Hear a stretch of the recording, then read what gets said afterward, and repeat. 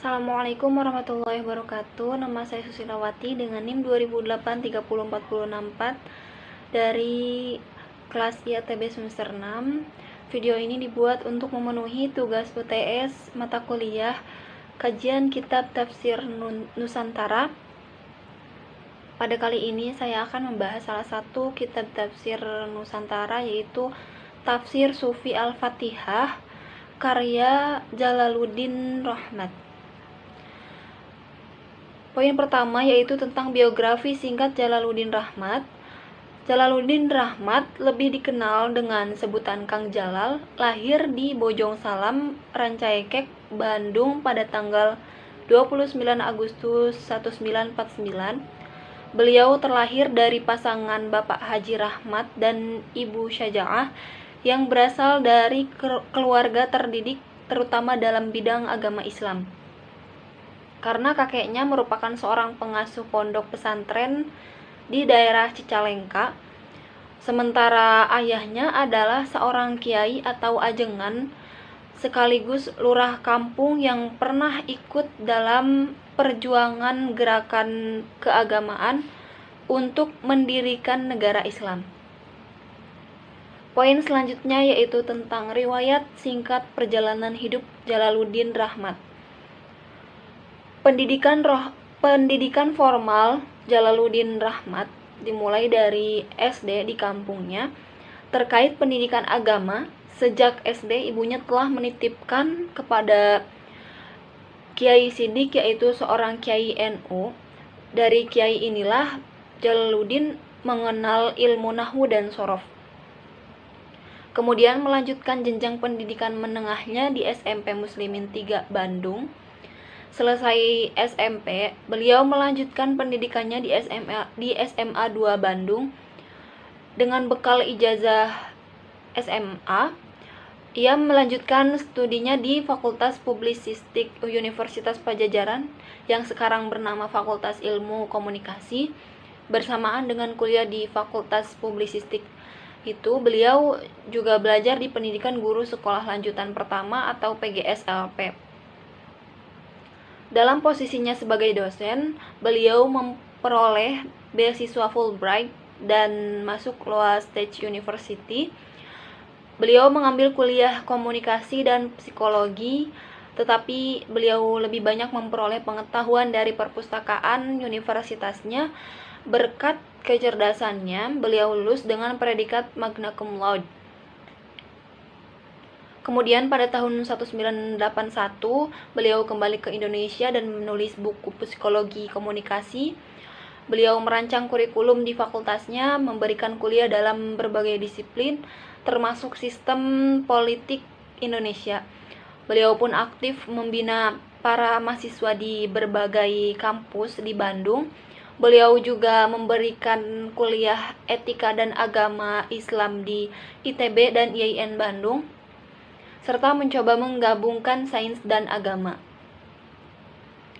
Kegiatan ekstrakurikulernya dihabiskan untuk berdakwah dan berkhidmat kepada kaum mustad'afin. Beliau meninggalkan kampusnya dan melanjutkan pengembaraan intelektualnya ke kota Qum, Iran, untuk belajar irfan dan filsafat Islam dari para mullah tradisional. Sepulang dari Iran, beliau ke Australia untuk mengambil studi tentang perubahan politik dan hubungan internasional dari para akademisi modern di Australian National University. Kemudian meraih gelar doktor. Beliau juga mengajar di beberapa perguruan tinggi lainnya dalam ilmu komunikasi, filsafat ilmu, metode penelitian, dan lain-lain. Secara khusus, beliau pun membina kuliah mistisism, irfan atau tasawuf di Islamic College for Advanced Studies atau ICAS, Universitas Para Madinah, yang beliau dirikan bersama almarhum Nurkholis Madjid, Haidar Bakir, dan Muwahhidi sejak tahun 2002. Di tengah kesibukannya mengajar dan berdakwah di berbagai kota di Indonesia, beliau telah menjalankan tugas sebagai Kepala SMU Plus Muthohari Bandung, sekolah yang didirikannya pada tanggal 1 Juli 1992 dan kini menjadi sekolah model Depdiknas untuk pembinaan akhlak. Beliau juga mendirikan sekolah Cerdas Muthohari untuk jenjang sekolah dasar pada tanggal 11 Februari 2007 dan SMP Bahtera pada tanggal 12 Februari 2010 di Bandung, sekaligus melengkapi jenjang sekolah SMU yang sudah didirikan sebelumnya. Beliau juga mendirikan Pusat Kajian Tasawuf atau PKT Tazkiyah Sejati Oase Bait Akila, Islamic College for Advanced Studies atau IKES Paramadina Islamic Cultural Center ICC di Jakarta, dan juga PKT Mishkat di Bandung. Beliau juga aktif membina Badan Perjuangan Kebebasan Beragama dan Berkepercayaan atau yang disingkat BPKBB, sebuah forum dialog silaturahmi dan kerjasama antar tokoh pemimpin agama-agama dan aliran kepercayaan di Indonesia. Mulai Agustus 2006, beliau membina The Jalal Center for Enlightenment di Jakarta. Refleksi dan perjalanan hidup Rahmat mengilhaminya untuk membangun jembatan ukhuwah sesama muslim apapun mazhabnya, yaitu ketika menjadi pengusung dan pencetus Majelis Ukhuwah Sunni Syiah Indonesia atau yang disingkat Muhsin. Sebagai ilmuwan, beliau menjadi anggota berbagai organisasi profesional, nasional, dan internasional, serta aktif sebagai narasumber dalam berbagai seminar dan konferensi. Dengan latar belakang keluarga, pendidikan, sekaligus sosial budaya yang telah dipaparkan tadi, secara umum, pemikiran Jalaluddin Rahmat ini meliputi aspek pendidikan, fikih, tafsir, psikologi, komunikasi, sosial, sampai tasawuf. Kemudian poin selanjutnya yaitu karya-karya Jalaluddin Rahmat. Di antara karyanya kurang lebih ada 17 karya yang berkaitan dengan diskursus keagamaan. Bisa kita lihat pada catatan di layar video ini. Kemudian penjelasan selanjutnya tentang latar belakang penulisan tafsir. Pada kata pengantar, Jalaluddin telah menyinggung tentang posisi tafsir sufi dalam dunia akademis. Beliau memulai pembahasan dengan keadaan tafsir sufi pada masa Abu Abdurrahman As-Sulami dan Asy-Syaikh Al-Akbar Ibnu Arabi yang tafsirnya kurang diterima atau mendapat respon negatif dari para ulama pada masanya karena tafsirnya dianggap menyimpang dari Islam dan Al-Quran. Dari beberapa pembahasan dalam kata pengantar buku, penulis menyimpulkan bahwa salah satu latar belakang beliau menulis tafsir Al-Fatihah adalah untuk memberikan suasana baru dalam tafsir yang bercorak sufistik, serta menjelaskan tentang takwil batiniyah yang menyebabkan tafsir sufi dianggap sesat dan menyesatkan. Sehingga para pembaca tidak asal menuduh tafsir yang bercorak sufistik itu adalah sesat atau berbicara terlalu jauh dari batas Islam dan Al-Quran. Kemudian poin keinti pembahasan tentang studi kitab tafsir. Yang pertama, sistematika penulisan.